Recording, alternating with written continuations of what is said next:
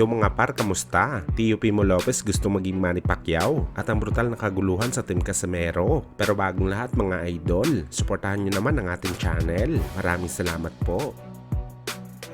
So mga par, matapos nga po makuha ng current WBO Super Lightweight Champion Tio Pimo Lopez Jr. ang panalo kontra kay Josh Taylor at naging ganap na 2 Division Champion kung saan sa ngayon mga idol gustong umapila ng top rank promotion sa World Boxing Organization at gusto nila gawin si Tio Pimo na Super Champion ng WBO dahil 2 beses na ito naging kampiyon sa sinasabing titulo at ang pagiging Super Champion mga idol sa WBO ay binibigyan ng isang fighter ng special treatment. Kumbaga mga idol, kapag naging Super Champion ka, umakyat o bumaba ka man sa dibisyon, ikaw pa rin ang mandatory sa titulo ng WBO. Ibig sabihin, world title fight ka agad ang laban mo. Kagaya dati mga idol kay Manny Pacquiao, kung saan mga idol WBO mismo ang nagbigay kay Pacman ng titulong WBO Super Champion. Kaya nabigyan si Pacquiao ng privilege na humamon sa mga kampiyon dati ng WBO. Kagaya na lang ni Miguel Cotto. At kahit bumalik si Pacman sa pro boxing ngayon mga idol, ematic mga idol mandatory challenger siya ng titulo ni Terence Crawford sa welterweight.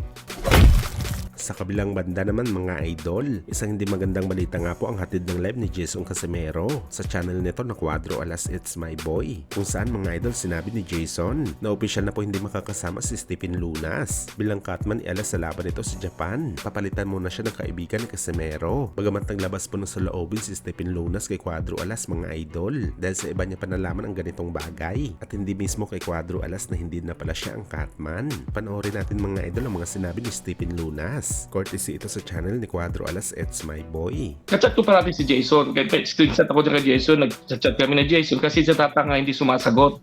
Tatawagan ko hindi sumasagot. Uling sumagot sa akin si tata nung kinongratulate ko siya doon sa blessing ng gym niya at saka yung sa Raptor niya. Sumagot siya, salamat. Pero dati hindi naman ganyan si tata sa akin eh. Sumasagot talaga yan kay papano eh.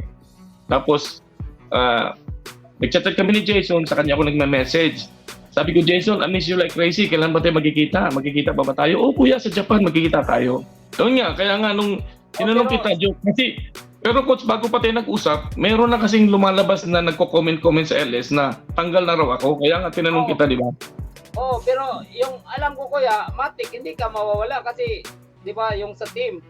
Sa akin lang kasi total, matagal na kami magkasama ni Tata. 2019, nasa kanya na ako. Gusto ko sana ang sa akin lang, kahit papano, sagutin niya ako diretso kasi sa ibang tao ko pa naririnig eh, naralaman eh. Pwede man pare, sensya ka na kasi ganito. Yun lang naman gusto ko eh. Kasi tumatawag ako ring nang radio. Ang sabi mo nga sa akin, Coach Jason, di ba kayo na mag-usap ni Tata?